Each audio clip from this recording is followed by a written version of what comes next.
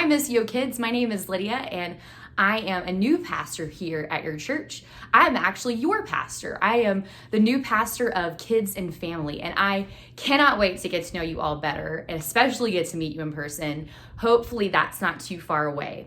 But starting today and going through the next 6 weeks, so for a few Sundays, we're going to be doing something really cool. Each week, I'm going to be sending you a video that has a Bible lesson in it, and we're going to go through the entire story of the Bible. Well, we're going to be hitting some really big moments at least, because as you probably know, the Bible is a really, really big book, right? And it's actually not just one book. It's actually 66 books written by 44 people over a really long period of time, like over 1,000 years. But even though it's actually a book that's got little books inside of it, written by a lot of people over a really long period of time, it's actually only telling one story. Do you know what that story is? You might. It's about how God came to save his people, us, right? And the cool thing is because that we're God's people, this story, the story of the Bible, is actually our story too. And God is still telling his story through our lives as believers. So when we read the Bible, it's a little bit about like reading our family history. Do you know stories from your own family that maybe your grandmother told you at Christmas, or maybe your parents have told you about what their lives were like growing up? I like those kind of stories. They're really cool. I like to think about what the people in my family a long time ago used to do. Like, maybe they were pioneers, or maybe they lived in a different country, but it's a cool thing to think about, right? And we can do the same thing with the Bible, actually. We can think about, how did God speak to his people a long time ago? So what were the things that they learned? What were the hard things that they had to do? Because as we read the story and as you hear the story, we're going to learn that even though people's lives in Bible times were very different from ours, they had different type of world. They certainly didn't have cell phones or TV. They didn't even go to school in the same way that we did. But even though their lives were different, they still had the same kind of problems and the same kind of like joys and good things that we experience too. So for instance, we still sin and do things that make God sad and make our lives harder. So we fight with our brothers and sisters. We disobey our parents. Sometimes we don't always tell the truth. People in the Bible did that too. And at the same time, we also experience God's blessing and happiness, right? We make God very happy when we take care of God's world, or we forgive someone for doing something that wrong that hurts us, or we ask for forgiveness. And people did that just the same way a long time ago. So this is where you come in. This is the cool part. So to make this story of the Bible come alive for you, we're going to ask you guys for some help each week. So each week, as you listen to the Bible story, we're going to ask you to draw the scene that we are telling the story from. So draw it like you were experiencing it live, like you were there, like you were first person eyewitness to that story. And then when you're done, have your parents send me the drawing that you did.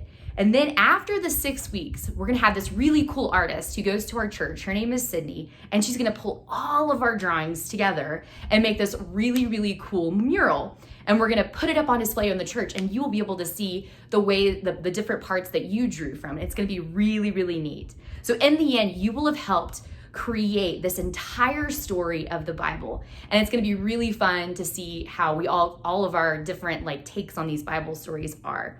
So forget me talking, I've been talking a lot. Let's go ahead and get started. So here's what you need to do to get started this first week. So you're going to watch the video with the Bible story. We have 2 this week. And then you're going to pause the video and go get all your drawing supplies. So just plain white paper is fine, and markers, pencils, whatever you want to use. Crayons is fine too. And then after the story, I'm going to give you some prompts, some ideas on what to draw for the mural. And then when you're done, your parents are going to email or text me your drawings. And so you don't have to draw all of the things that I talked to you about. You can just pick 1 or 2 to concentrate on. That's totally fine.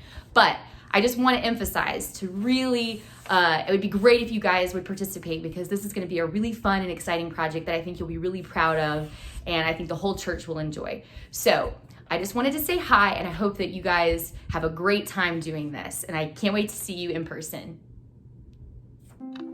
In the beginning, there was nothing. Nothing to hear, nothing to feel, nothing to see. Only emptiness and darkness. And nothing but nothing. But God was there, and God had a wonderful plan. I'll take this emptiness, God said, and I'll fill it up. Out of darkness, I'm going to make light. And out of the nothing, I'm going to make everything.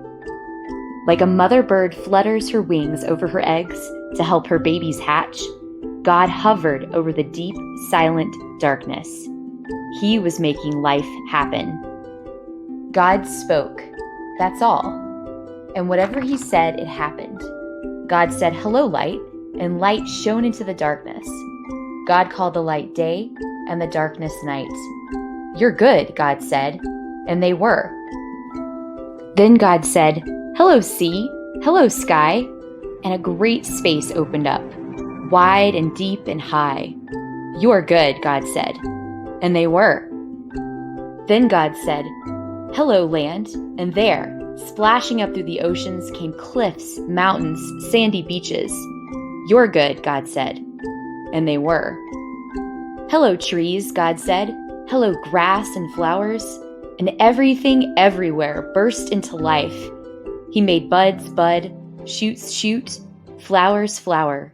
"You're good," God said. "Hello, stars," God said, "hello, sun, hello, moon." And whizzing into the darkness came fiery globes, spinning around and around, whirling orange and purple and green. "You're good," God said, and they were. "Hello, birds," God said, and with fluttering and flapping and chirping and singing, birds filled the skies. "Hello, fish," God said, and with a darting and dashing and wriggling and splashing, fish filled the seas. "You're good," God said, and they were.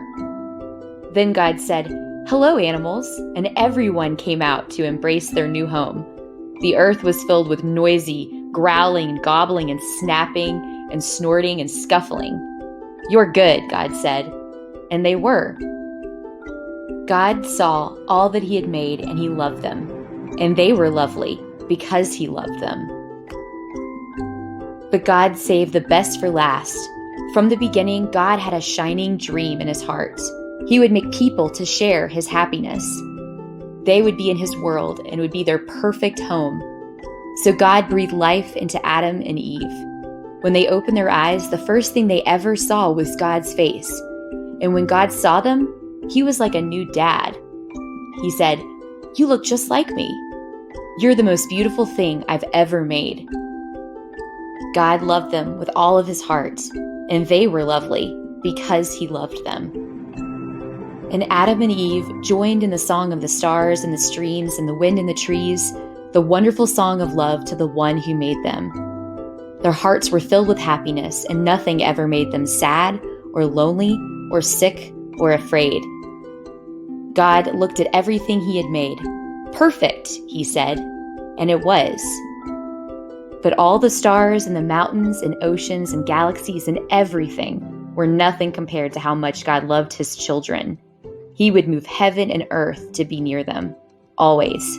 Whatever happened, whatever it cost him, he would always love them. Now pause the video and grab your paper and art supplies. Get ready to use your imagination. Now imagine you are there from the very beginning. What does the world look like around you? What colors do you see? Is it bright? Is it dark? What kinds of animals do you see? Is your favorite animal there? What do they look like? What do Adam and Eve look like? What color is their hair? What color are their eyes? What are they up to? Are they talking to the animals? This is your time to be as creative as you can. Use as many details as you need to complete your picture.